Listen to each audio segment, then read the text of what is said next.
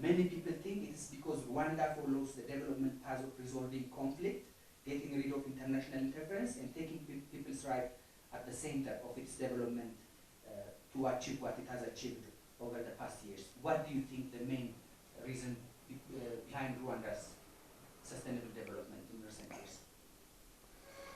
Well, I think Rwanda, we need to look at it a bit far in history.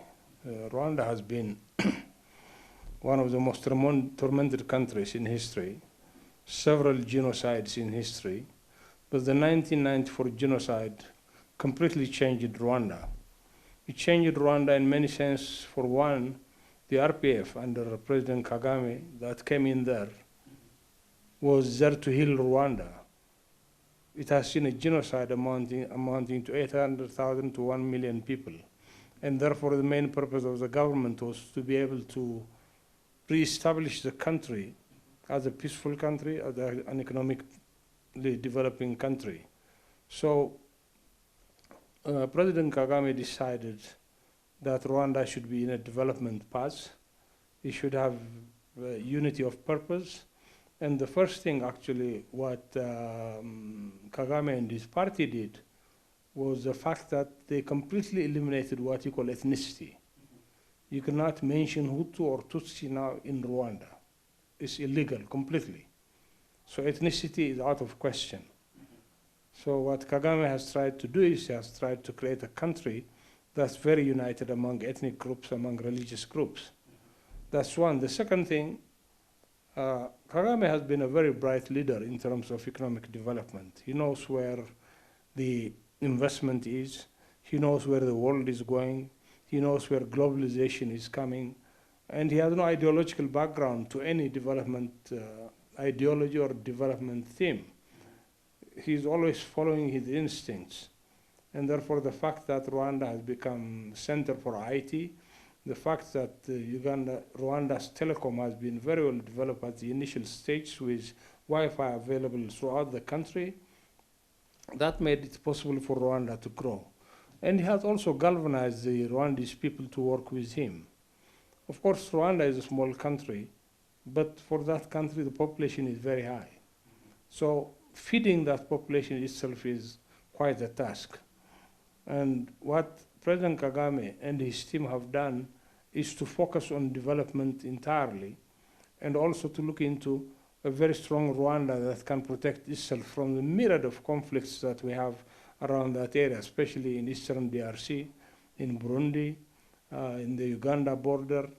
So he has been a very visionary leader when it comes to Rwanda. Of course, there are people who have very serious concerns about President Kagame's human rights records. But when you see it overall, I think President Kagame has done extremely well as an African leader.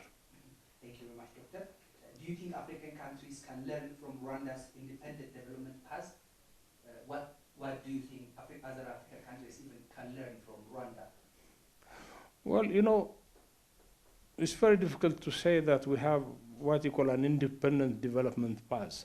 Under globalization, the world is highly connected.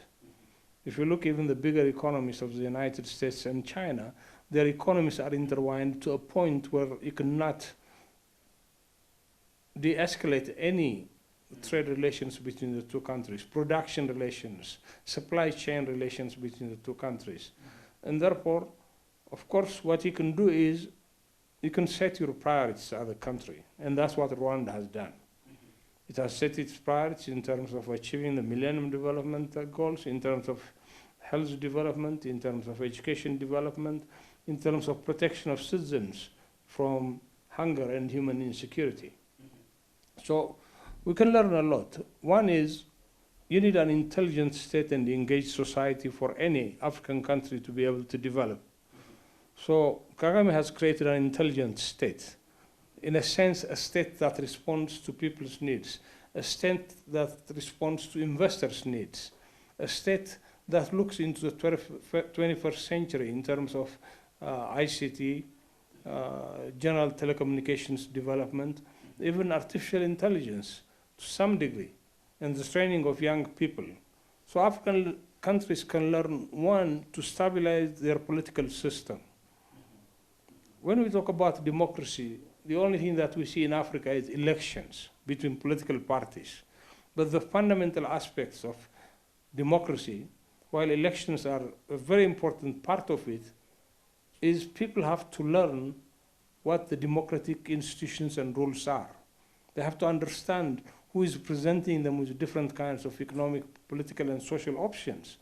That is not non-existent. The West demands that we have elections as soon as any change comes. So you're really parachuting democracy into the population. So what Rwanda has done is it has gone through a process of political cultural development. People trust Kagame's party. And of course, eventually we'll see a gradual transformation as we have seen in Ghana. So many attempts have been made in Ghana to create that democratic state today. So Ghanaians, what they have to do now is to protect democracy from backsliding into authoritarianship. So I think Rwanda is at a point where it is on a takeoff for a true electoral democracy. What happens in countries like Rwanda is where you have two major ethnic groups, and where one major ethnic group is a majority in terms of numbers. You're not going to have any sensible democracy in terms of people's choice, looking at economic, social, and political alternatives. But it's going to be ethnic elections. So other African countries can also learn from Rwanda, where ethnicity becomes an identity of people and not a potential for dominating minorities who have other languages and other ethnic groups. So there is a lot to learn from Rwanda. You raised a very good topic, Doctor. Rwanda's development story tell us it's not a must for a country to copy Western way of development. What do you think of this?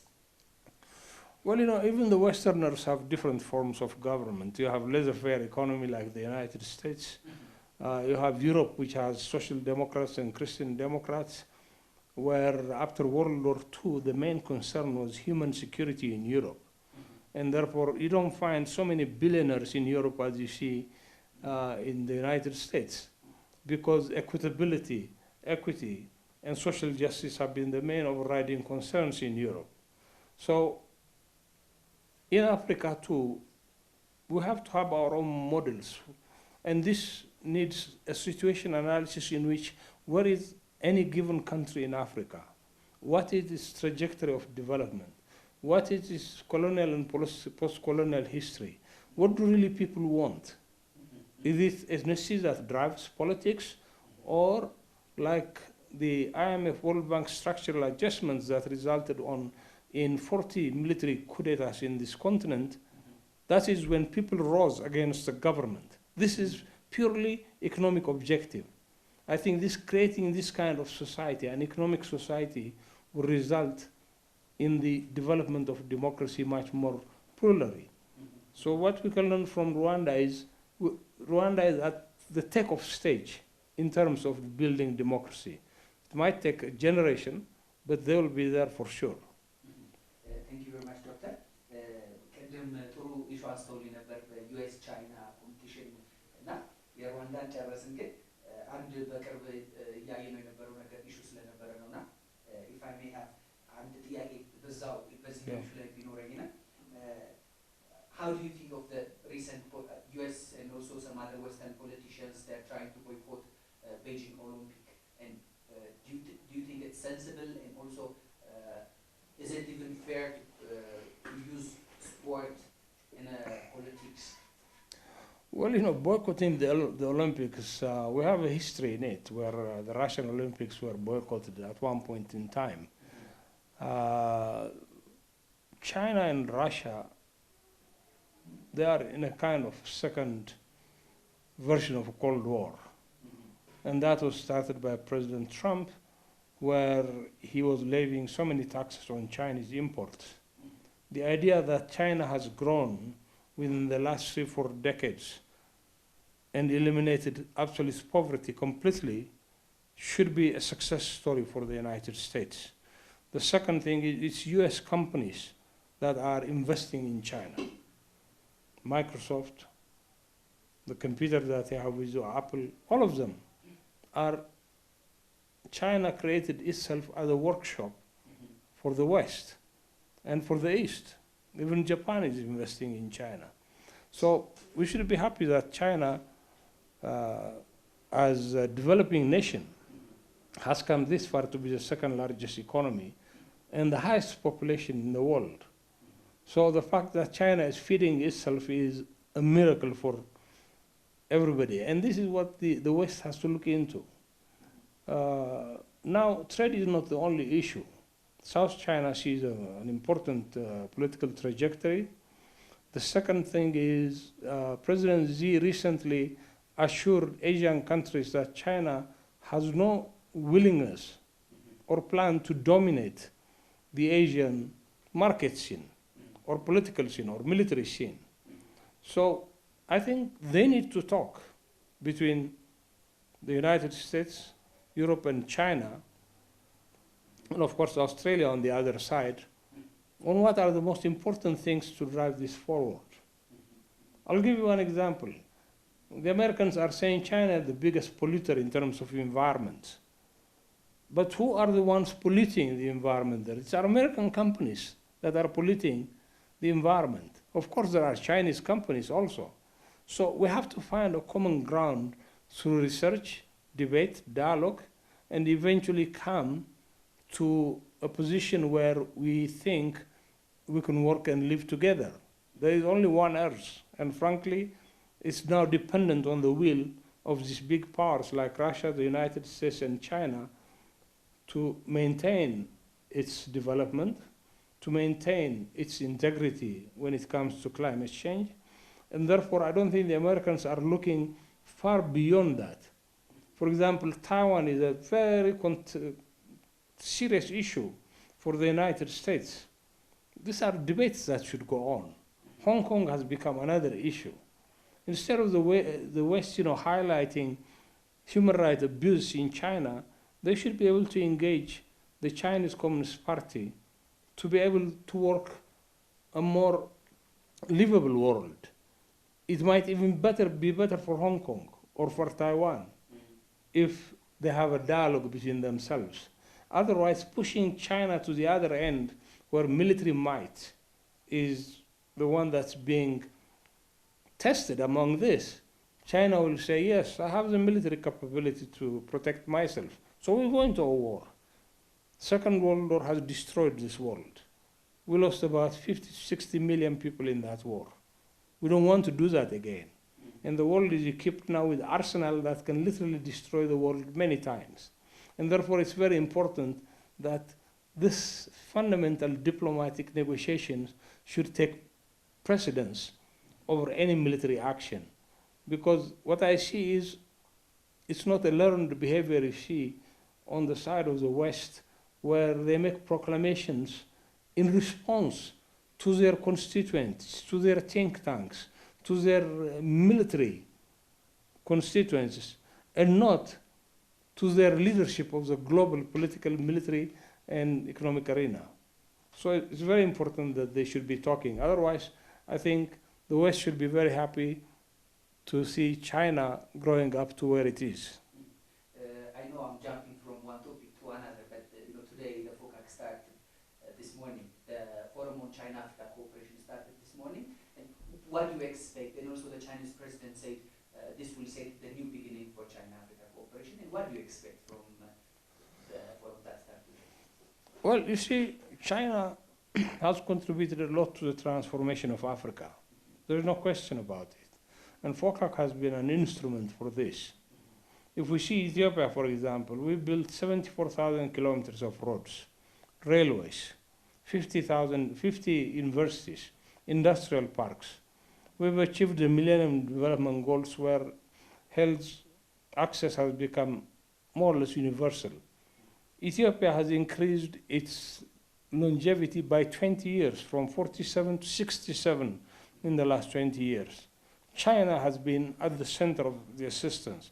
Of course, the West, the United States, Europe have been assisting also in the area of health, education, and other development initiatives. But the amount of infrastructure that have been built in terms of dams, transmission lines, providing electricity for agro-industrial development is unbelievable. And therefore it's very important that China maintains its relationship with Africa. Africa can pay and will pay. And the Chinese are investing very strongly. They shouldn't think that Africa is overloaded with debt now and is going to have a problem. No. Africa, given good public administration, can repay its debt. But also, I think in this focus, China doesn't want to impose its development model or its ideology on developments in Africa. But it's time for China to bring in workable models to encourage African countries to emulate these models, and also to ensure that there is peace and security in the countries. Otherwise, you build a railway, if there is a war, you destroy it. You build a dam, if there is a war, it's not going to function. Transmission lines have been torn apart in Africa due to conflicts. Telecom infrastructure has been torn apart. So there is no point in developing this if you're going to have conflicts. So